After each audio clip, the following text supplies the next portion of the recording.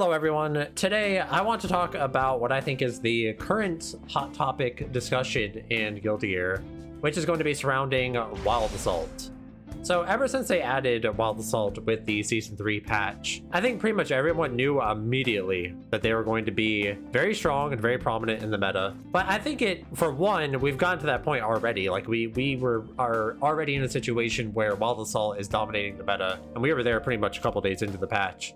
And at this point, I think a lot of people are pretty annoyed about it and pretty tired over it. So I wanted to talk about why Wild Assault is a problem and talk about how they could address it. Before we get into this, there was recently a developer backyard, and in that developer backyard, they mentioned that there will be a patch sometime in December alongside the new character.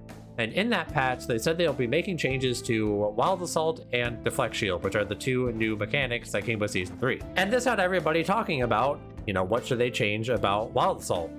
And I think now is a good time to talk about that because there is a current issue with the meta of the game being very snowbally, and people are trying to figure out what you can change about Wild Assault that could stop the game from being as snowbally as it is currently. And my perspective and what we're going to talk about today is that I don't think you fix this just by changing Wild Assault. Let's talk about what is happening in matches of Guilty Gear right now. I think the biggest issue people have mostly stems from the red or orange Wild Assault, whatever color you want to call it, because it is allowing a lot of characters, especially characters like the two I have on screen right now. These are probably the two biggest offenders of red Wild Assault. It is allowing characters to, even at round start, just take a hit and turn it into entire screen carry into wall break, right? I'm sure we've all seen it time and time again where you just do something like this. You get your combo. You don't drop your combo, that's not a good idea.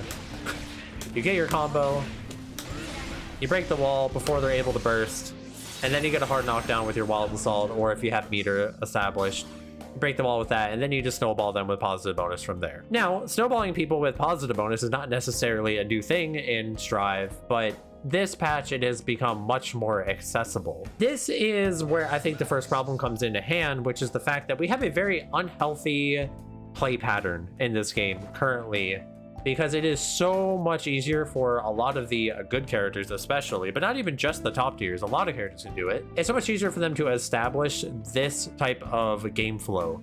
Just take whatever hit, okay, I hit you, confirm into Wild Assault, now you're getting wall broken into positive bonus, right?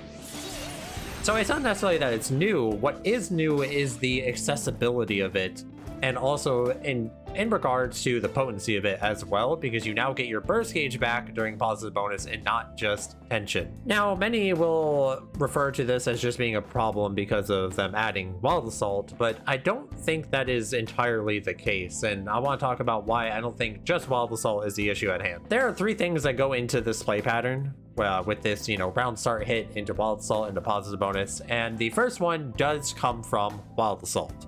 With Wild Assault, this is giving characters a level of conversions that they've never really had. In Guilty Gear, characters with strong conversions are usually the top tiers because it just changes how risk reward is skewed in the game. And the characters that have good uses of Red Wild Assaults already were pretty good at converting. Red Wild Assault makes it to another level.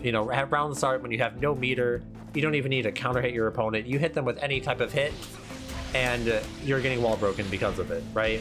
So the level of accessibility to conversions that we have in this version in particular is really out of hand, especially for the top tiers. And this becomes a problem when you look at some of the normals the characters have, right? Stuff like Ramfar Slash, Chipfar Slash. A lot of these normals were previously balanced around the fact that they didn't really get good conversions, except for maybe with 50 meter or maybe a counter hit in some cases. Now it's just anything. You whiff punish somebody, they're probably getting wall broken now. So that's the first problem that Wild Assault will bring into the game. And then the other problem is the fact that with Wild Assault, if you break the wall with it, it gives you a hard knockdown. And this, when I immediately saw this, I was just like, that is very questionable that you get a hard knockdown even without needing 50 meter, because this just makes it to where you literally start the match with the resource you need to be able to get a hard knockdown. And it also means that you're going to be able to have more tension more often because you don't need to spend the tension to get the hard knockdown. And that just makes things like positive bonus much more abusable, because at least for some characters, like the character I play, Ram's positive bonus loop didn't really work if you didn't have at least a little bit of meter before starting the positive loop. Whereas now with the game, because you have Wild Assault, you're able to save that meter and then use that meter for the positive string. So everyone's kind of on board with that. We all know that's how Wild Assault works, and that's kind of the main problem that people are referring to. Alongside, of course, the fact that it drains your burst gauge, so you can't even attempt to try to burst these combos. And that is step one of the problems I have. Step number two is actually positive bonus, which they also changed this patch. Positive bonus has always been, frankly, pretty out of hand for a lot of top tier characters. Even pre-patch, Ram had really strong use of positive bonus. She had a positive bonus loop. And even though she had that, you didn't actually see as many games where Ram would just break the wall and then do a positive string and then you would lose. It would definitely happen, don't get me wrong. But it wasn't the common play pattern. You didn't see so many games that just looked the same way. And that's because she had to use the meter to break the wall, meaning she didn't have the meter at the start of her string, and that meant that she couldn't do a perfect positive loop like the ones that we've seen. Because positive bonus now gives you burst regen as well, on top of the fact that you have the tension gain that you have from positive bonus, means that you have two resources that you can flip-flop between, whether it's to break the wall or whether it's to do a positive string. So let's take an example real quick. So this is a round start situation where, currently I have no meter as Ram, but I don't need the meter because I have Wild Assault to get the conversion with, and I also have Wild Assault to break the wall with. So I can just do whatever combo and then break the wall with Wild Assault, and now I have all of this access meter to do a block string with. Whereas previously I would have to spend the meter to get this wall break, but I can't do that anymore, or I don't need to do that anymore, rather.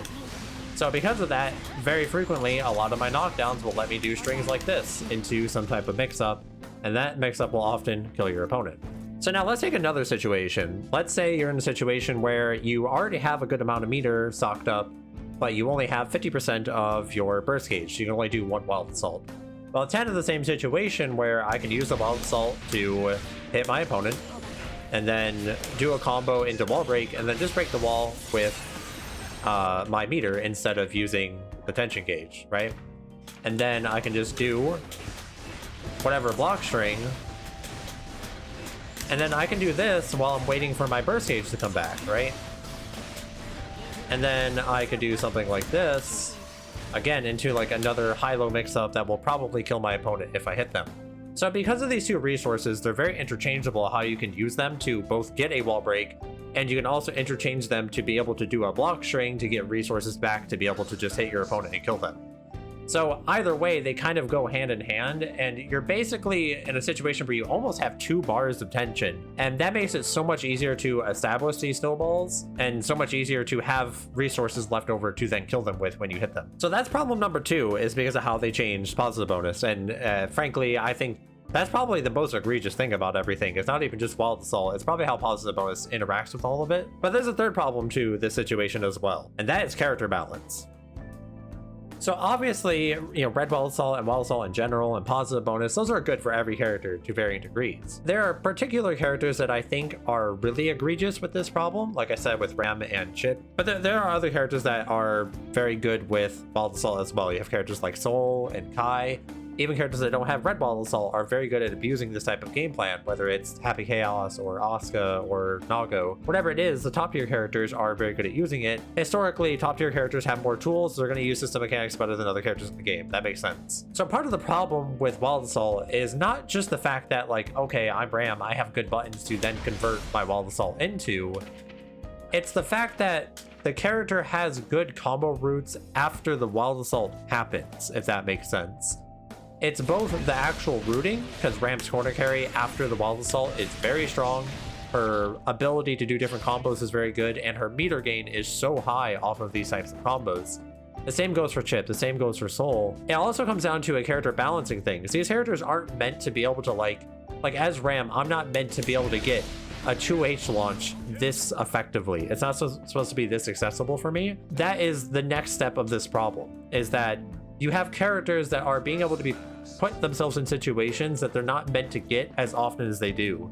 but they do now because of Wild Assault. So yeah, for me, this is like a very multi-step problem and why I don't think just changing Wild Assault will help. So let's talk about the ways that people usually suggest changing Wild Assault, and I'll explain why I don't think that's quite enough to fix this problem that we're experiencing right now. The first one, and probably the most important one, is making it to where it doesn't drain burst gauge on hit and block. First of all, I've seen some people say just make it to where it doesn't drain burst gauge on block. I don't think that would change that much. It probably shouldn't, but just changing that wouldn't change almost anything about the current play pattern we're experiencing. But changing it on hit as well, I think would help, right? Because now if you got hit by something like this, you could burst and at least avoid getting wall broken. You'll be down on resources still. You know, you'll have no burst compared to their 50% burst that they'll still have. But it would be better than what we're currently experiencing. However, you would still have the issue where the next time you get hit, they can still just do a combo into Wild Assault. And at that point, they'll also have meter to be able to break the wall with super instead of needing to have 100% gauge. Or 100% burst gauge, I should say. Still, you're in a situation where you literally have to burst any type of hit that you take in neutral. If you get hit by a 2S, you get hit by a 2K2D, you get hit by a 6-speed. Whatever it is, you're going to have to spend bursts. And I don't think that is still a situation where the game is going to feel good. It just gives you a one chance time to get out of this situation, which would be better than what we have, don't get me wrong, but I don't think it would be that much better. The other way people suggest is making it to where red Wild Assault specifically doesn't give a wall break, because most people agree that red Wild Assault is the most problematic one. I personally think changing just red Wild Assault doesn't actually fix the problem as much. It will definitely fix a lot of the characters at least, but you still have characters like Happy Chaos who are doing the same type of game flow, characters like Asa, characters like Nago. Those characters don't have red Wild Assault and they're doing the same thing, largely because those characters already have strong conversions. They don't need red Wild Assault to convert as much. So they just use their Wild Assaults to get the hard knockdown on wall break. So the suggestion after that usually comes from, well, what if we made it to where Wild Assault didn't give you a hard knockdown on wall break? And I think that is probably another one that is pretty effective. It would still be a situation where, again, you know, as Ram, if I have even just a bit of meter when I do a combo, right? Like if I have just like 20 meter before doing my combo with Wild Assault, oops, I messed up. Look at the meter gain I get from this. I don't need to break the wall with Wild Assault. I already had the meter because I had like 10 or 15 meter before I started the combo. So again, goes into a character balancing problem where the characters that are abusing this, they have really strong meter gain. They have really strong corner carry. Sure, you won't be getting hit by literal round start into wall break as often, but there'll still be many situations where this is occurring, and it doesn't fix the problem entirely. So those are pretty much my main thoughts on this situation with Wild Assaults. And basically what this boils down to is that I think this problem is solvable. I do think you can stop all of the snowball gameplay patterns that we're experiencing. However, I don't think you solve it just by changing Wild Assault. I think there's got to be more of an overhaul to how all of the system interact between Wild Assault, Positive Bonus, and how characters are balanced. You know, at this point, Guilty Gear Strive has been out for a pretty long time now, and naturally, as the game develops and we get more mechanics added to it, games start losing their original vision, and things don't all add up together anymore. And I think we're at that point where Strive added, you know, pretty impactful system mechanics. We're getting new special moves. And because of that, I think they need to address how characters function. They need to address how some system mechanics like Positive Bonus and wall breaks function to accommodate for the fact that we have something like Wild Assault in the game.